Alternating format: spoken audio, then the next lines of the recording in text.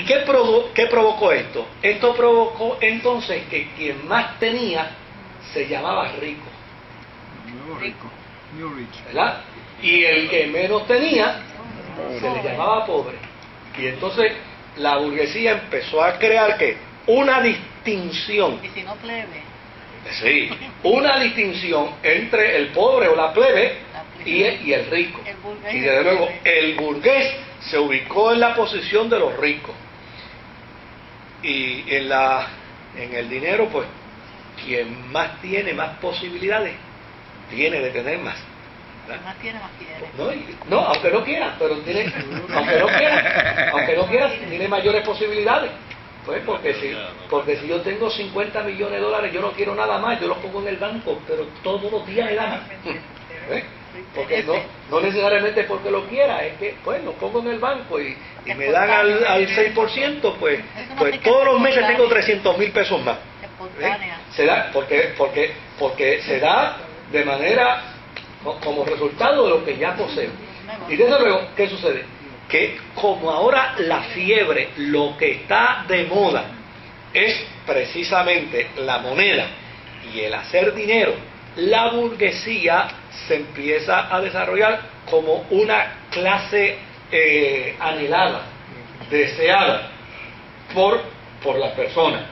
Y todo el mundo va hacia eso. Cuando todo el mundo va hacia la burguesía, pues ya sencillamente se pierde sensibilidad, se pierde calor humano. Aquí es el que tiene, adquiere. El que no tiene se lo lleva el diablo. Entonces, y ya como resultado de eso empieza a darse una división. Claro, por cada mercader rico, por cada burgués que había, existían millares de pobres. Y al existir esos millares de pobres, pues ya sencillamente la situación se hacía cada vez más difícil. Concentración de la riqueza. Lo de la dificultad de la economía no es moderno, eso ha sido de siempre. De siempre. O sea, eso ha sido un problema de siempre. Ahora, ¿Alguien tiene que trabajar? ¿verdad? Por lo tanto, no es de extrañarnos que en el siglo XII y en el siglo XIII la cuestión de los méritos relativos de la riqueza y la pobreza tiene que retomarse nuevamente dentro del foro teológico. Tiene que volverse a tomar. Fíjense que estamos hablando ya para el siglo XIII.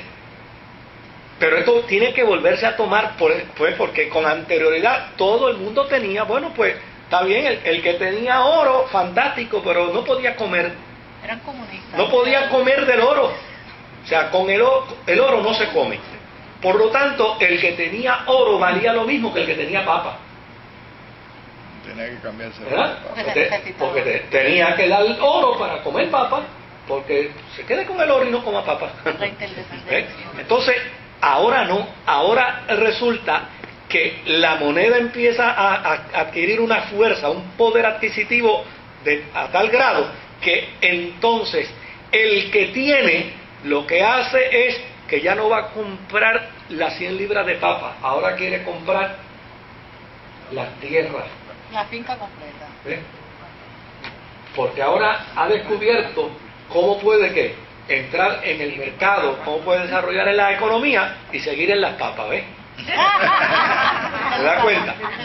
Entonces, fíjese, este fenómeno, esta transformación teológica, la produce precisamente este marco de la invasión musulmana, del mundo económico, del mundo de las artes, del mundo del comercio, del mundo mercantil, y ahora la Iglesia tiene que replantearse nuevamente el fenómeno de la función para con los pobres. Ahora, eso no fue un proceso fácil, porque la Iglesia viene dando traspié desde el siglo IV, y desde luego la Iglesia agarró en su boca el anzuelo del poder. La Iglesia agarró en su boca el anzuelo ¿de qué? Del reconocimiento, de la fama. Y desde luego, la Iglesia tenía la capacidad para entrar en el juego de la economía monetaria.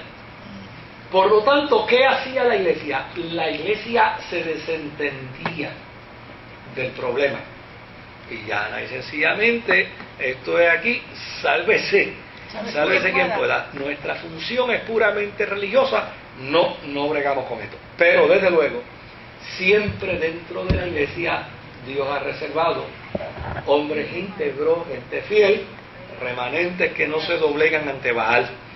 Y uno de esos individuos se conoció como Pedro Baldo o Pedro Valdés. Pedro Baldo fue el precursor de San Francisco de Asís. O sea, Pedro Baldo fue el pionero, fue el que abrió la brecha para ese pensamiento a una época que los historiadores le llaman la era de los grandes ideales. Y se le llama la era de los grandes ideales porque de lo que se trataba aquí era de posiciones de moral, de posiciones de misericordia, que para estos hombres era innegociable. Claro, San Francisco de Asís corrió mejor suerte que Pedro Valdés, o Pedro Baldo, porque se conoce de las dos formas en la historia, porque ya y sencillamente Pedro Baldo fue el que desarrolló la teología acerca de la importancia de las nuevas condiciones económicas a fin de promover el ideal de la pobreza.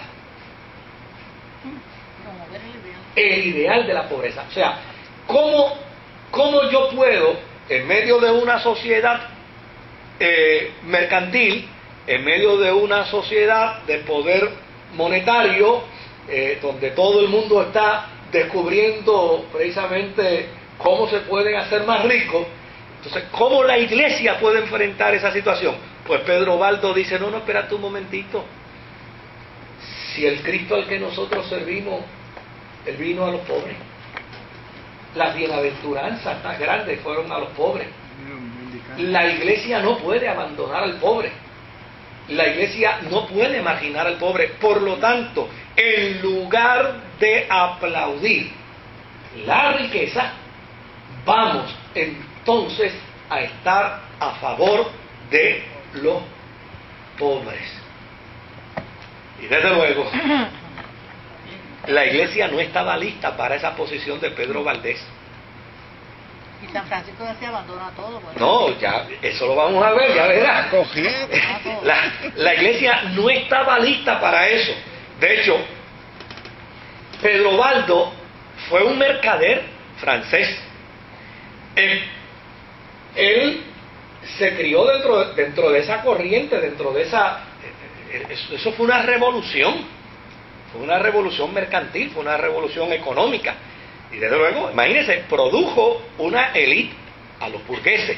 Entonces, Pedro Valdés nace dentro de ese movimiento. Su familia se asimiló dentro de ese movimiento. Pero Pedro Valdés escuchó la leyenda de San Alejo, quien lo había abandonado todo para hacerse ascético. Y de hecho, dentro de la leyenda de San Alejo se cuenta que él abandonó su familia, él abandonó toda su riqueza, él lo abandonó todo y se encerró en un monte simplemente a vivir, porque desde luego es justo señalar que esto creó una nueva orden religiosa, la orden de los mendicantes. O sea, si hay burgueses, la iglesia tiene que entonces emular ¿qué? Al mendigo. Y este San Alejo se hizo un mendicante, se separó, vivía en harapos, y dice que cuando decidió regresar a su casa, se paró frente a su casa y estuvo pidiendo limosna frente a su casa sin ser reconocido por su familia.